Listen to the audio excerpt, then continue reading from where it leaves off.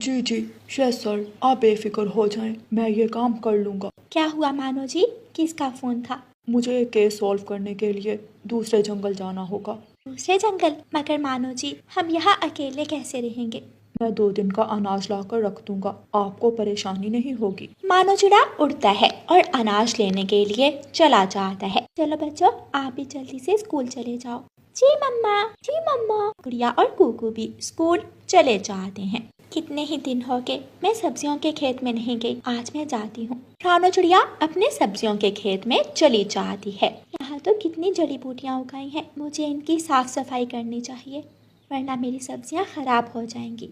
रानो चिड़िया सब्जियों की सफाई करने लगती है। तोता उड़ता हुआ वहाँ आता है। रानो बहन, मुझे कुछ गाजरें दे दो, छोटा मिट्ठू गाजर खाने की फरमाइश कर रहा है और ऐसी ताज़ा गाजर बाजार से तो नहीं मिलती। जी मिट्ठू भैया, आपको जितनी जरूरत हो गाजरें ले जाएं। तोता कुछ गाजरें तोड़ता है और उन्हें टोकरी में डालता है। बहुत बहुत शुक्रिया रानो चिड़िया, तुम बहुत अच्छी हो। ऐसे कहकर मिट्ठू तोता वहाँ से चला जाता है। रानो चिड़िया भी कुछ बैंगन लेकर घर चली जाती है।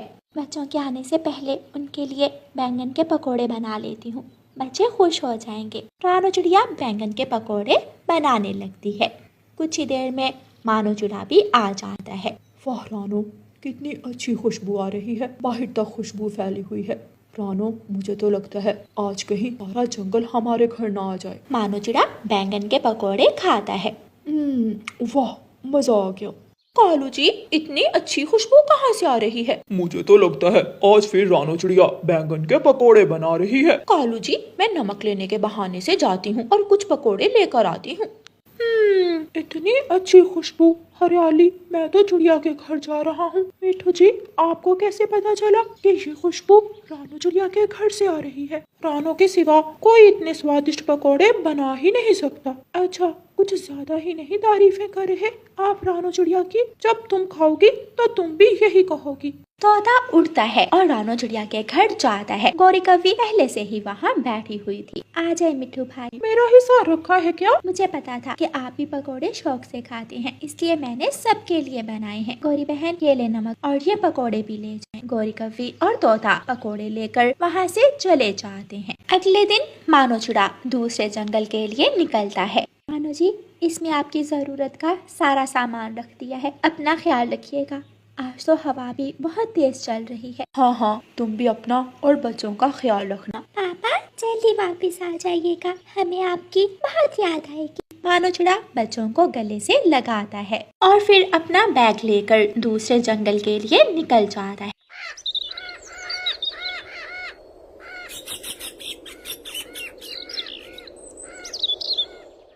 यूं ही 2 दिन गुजर जाते हैं। रानो चिड़िया के पास पड़ा सारा राशन खत्म हो जाता है। अभी बारिश शुरू नहीं हुई, मैं जाकर कुछ अनाज ले आती हूँ, मगर बच्चों को भी अकेला छोड़कर नहीं जा सकती। हाँ, इनको मैं फाख्ता बी के पास छोड़ आती हूँ।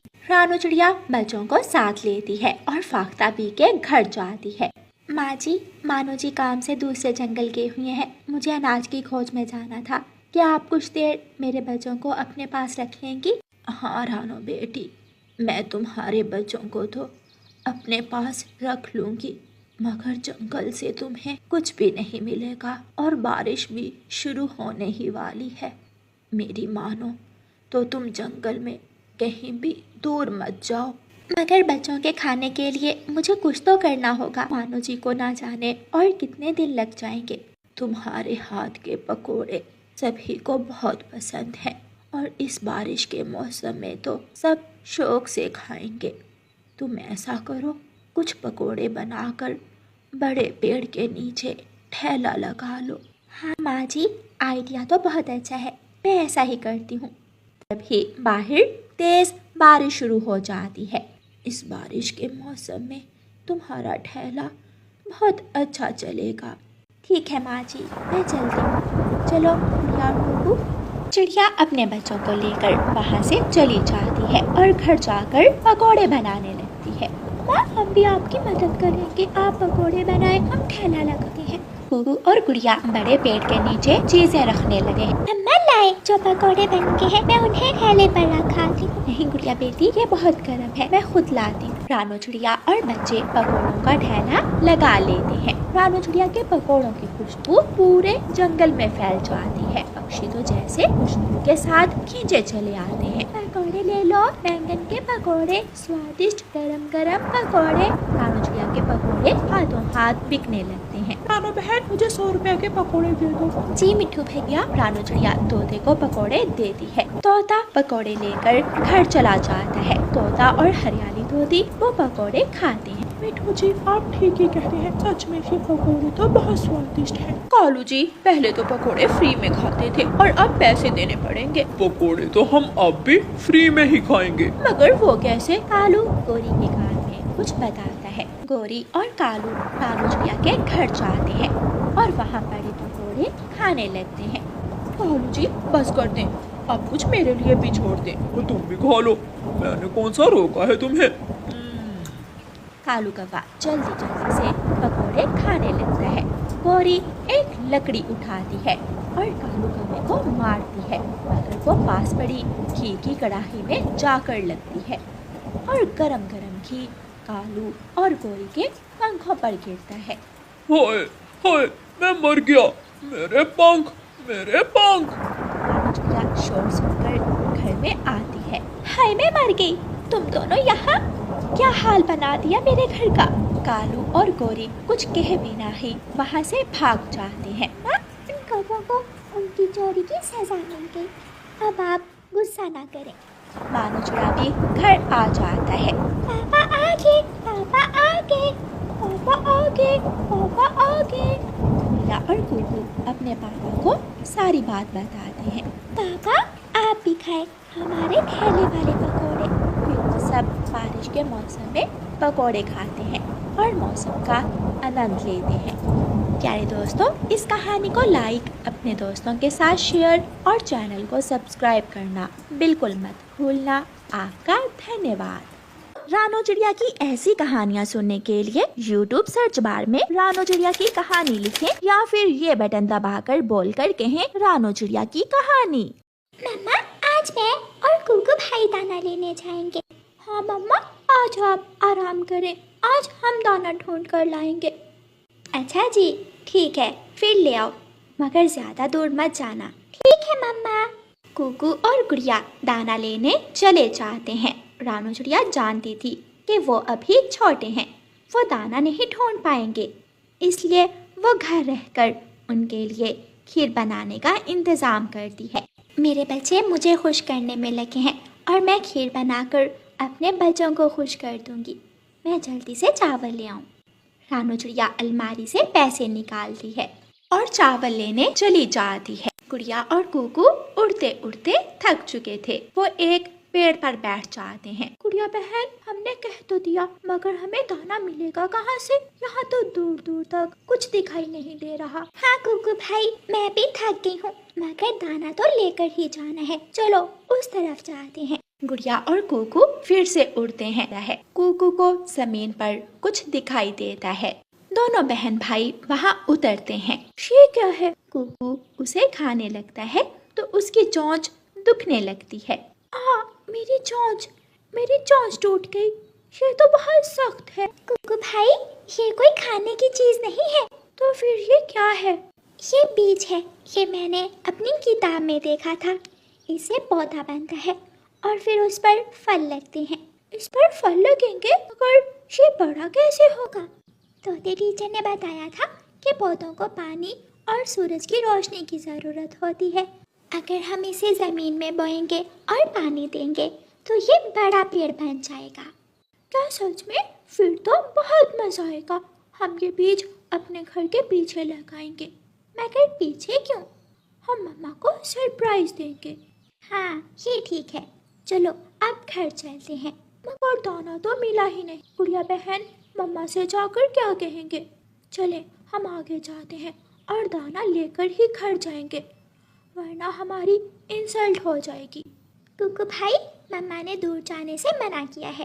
कोई बात नहीं, वो हमारी मम्मा है, वो हमें कुछ नहीं कहेंगी।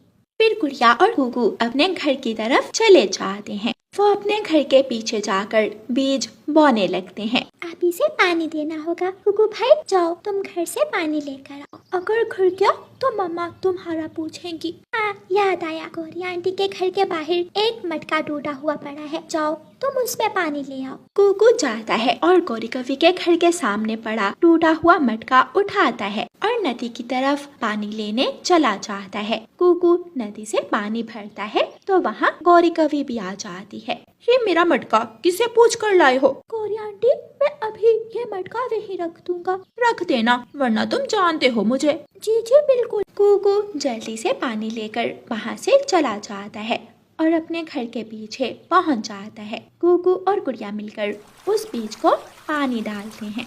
पानी तो डाल दिया, मगर पौधा तो निकला ही नहीं। अभी नहीं कुकू भाई, 1-2 दिन बाद निकलेगा पौधा। चलें अब घर चलते हैं। हाँ, पहले ये मटका वापस रखाऊं, वरना गौरी आंटी घर तक आ जाए। वो दोनों हंसने लगते हैं और मटका उठाकर गौरी कवि के घर की तरफ चले जाते हैं। रानू चिड़िया भी अपने बच्चों के लिए खीर बना रही थी। इतनी देर हो गई, बच्चे अभी तक घर नहीं आए, कहीं ज्यादा दूर तो नहीं चले गए। खीर पक चुकी थी। रानू चिड़िया खीर को ठंडा होने के लिए पानी में रख देती है। अब मैं बच्चों को देख कर आती हूँ, ना जाने कहाँ होंगे। रानू चिड़िया बाहर जाने ही लगती है कि कुकू और गुड़िया आ जाते हैं। बच्चों, इतनी देर लगा दी, दाना कहाँ है? वो मम्मा, हमें कुछ भी नहीं मिला। कोई बात नहीं, तुम दोनों ने कोशिश की, इतना ही बहुत है। चलो अब मिलकर खीर खाते हैं। खीर? क्या सच मम्मा? हाँ, मैंने अपने बच्चों के लिए खीर बनाई है। आज तुम दोनों पहली बार भोजन की खोज में गए। मेरे बच्चे अब बड़े हो रहे हैं, फिर वो सब खुशी खुशी खीर खाते हैं।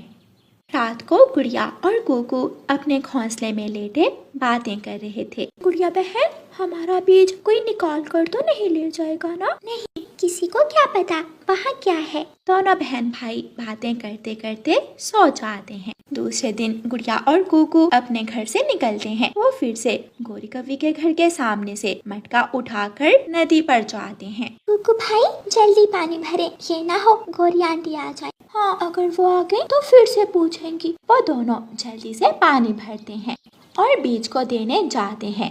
दिन गुजरते गए और आखिर बीज से पौधा बन जाता है। गुड़िया बहन, पौधा तो बन गया, मगर इस पर तो कोई भी फल नहीं है। हाँ कुकू भाई, हमारी मेहनत तो बेकार गई, इस पर तो कुछ भी नहीं लगा। गुड़िया और कुकू निराश होकर वहाँ बैठ जाते हैं और उस पौधे को देखने लगते हैं। कालू कौवा वहाँ आता है और उस पौधे को उखाड़ता है तो उसके नीचे गाजर थी। गुड़िया और कुकू देखकर हैरान हो जाते हैं।